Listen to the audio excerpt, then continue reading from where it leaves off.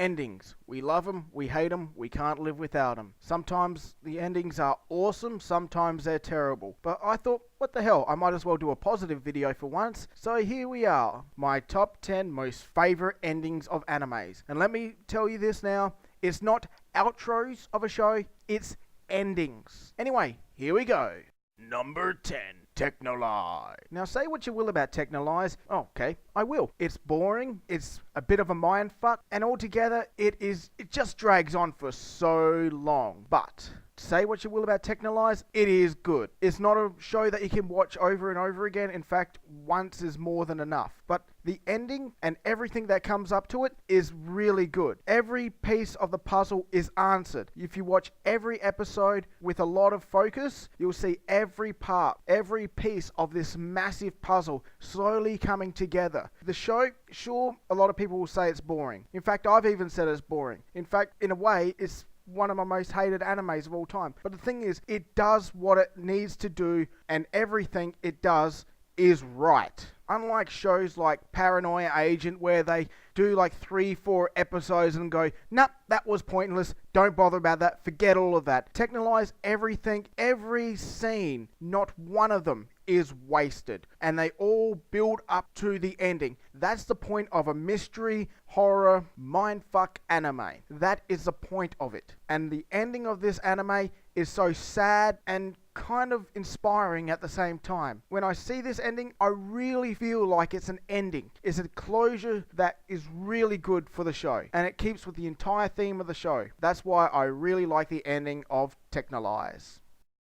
Number 9. Madball 34. Here's an anime that probably hasn't shown up on many people's lists, unless it's a list of what the fuck anime. But anybody who's watched Madball 34 and seen its ending will go, whoa, that ending was way too good for that anime. That ending deserves to be in some really good anime, not an anime where a guy pulls grenades tied to his pubes and starts throwing them down on gangsters. It just shouldn't happen. A batshit insane anime such as Madball 34 should not have such an awesome and tear-inducing ending. This ending almost made me cry. And for an anime where, let me just re-explain that, he ties grenades to his pubes and then starts hoiking the grenades down from a bell tower basically at freaking gangsters. This show's batshit insane, and yet it has such a deep, meaningful, tear-inducing ending. It's just, it doesn't fit right, but it is such a good ending. Check it out.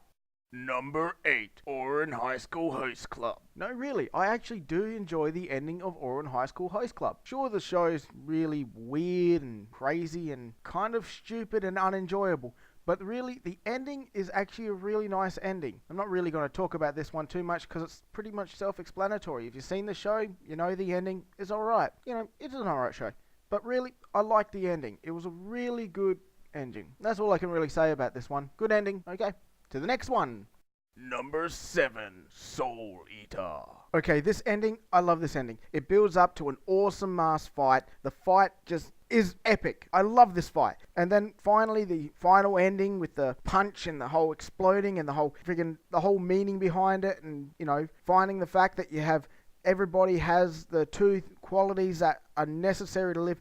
It is just a really good ending, and I have to admit, I love this ending. I love it. It is a really good ending. I'm really not explaining how well I like this ending, but really I can't. It's just one of those endings you have to see to enjoy and love.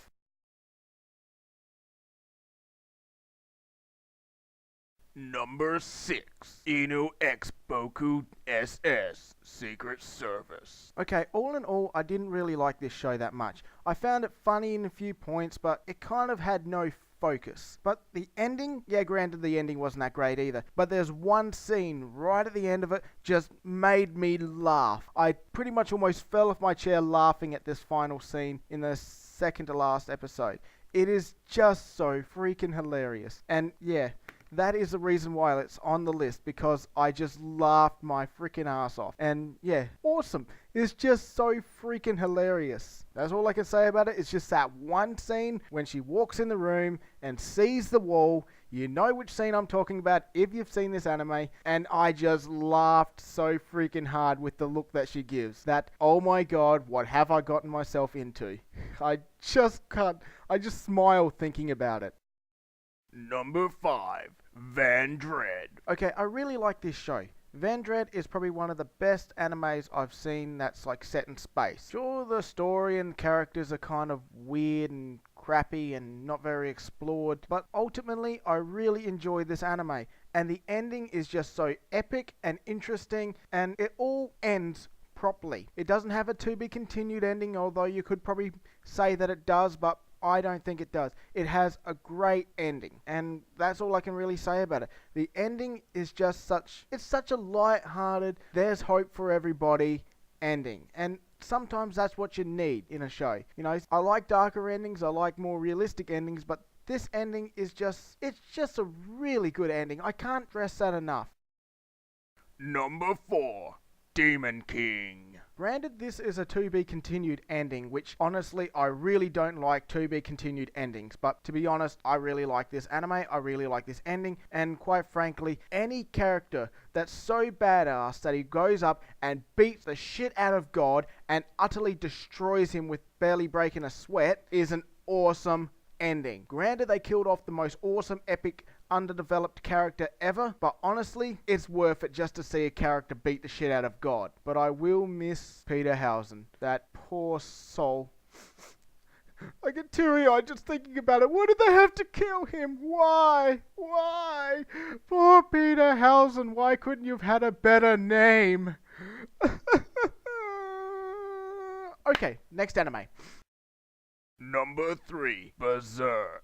Yes, another to be continued ending. But the thing is, I really like Berserk. I really like its ending. It's one of the very few endings that you can ever truly say the bad guys won. Demons win, heroes lose, that's it. And it is so out of the ordinary, because how many other endings can you really name where everything goes to hell, the bad guys win, and there's nothing they can do? Nothing comes to save them, although in the manga it does, but I'm not going to bring in the manga because this is anime, not manga. And really, that ending, just that final scream of anger that you see from him, that blood-stained tears, and it is just so memorable. It sticks in my memory to this day, and I can't stress how epic and how out of the ordinary this ending is.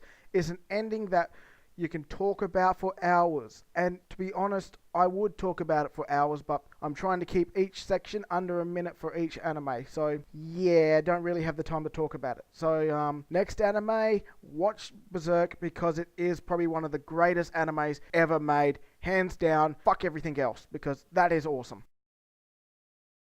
Number 2, Technoman Blade. If you haven't seen this awesome anime, I feel extremely sorry for you, because it is probably one of the best stories ever told. The ending in particular is so great and so sad at the same time. Blade is forced to do things that no human being should ever do, and it takes an extremely big toll on him. Mentally, physically, at the end he is left but a shell of his former self, but there is still hope for him in the end. And this kind of ending shows that, you know, you can put someone through the ringer, and sometimes the best way to cope with everything that you've done with your life is just to forget. And that's what happened. And I won't destroy the ending for everybody, but through the course of the show, Blade gets beaten physically, mentally. He triumphs over a lot of things. He triumphs over the most terrible things in the world, but is forced to do terrible things in order to achieve his goal. He saves the world, but he's left forever destroyed. I don't want to give away any more of that, other than it is a perfect tragedy. Yeah, it's a perfect tragedy. Before we get to number 1, let's go over some of the ones that just didn't quite make the cut.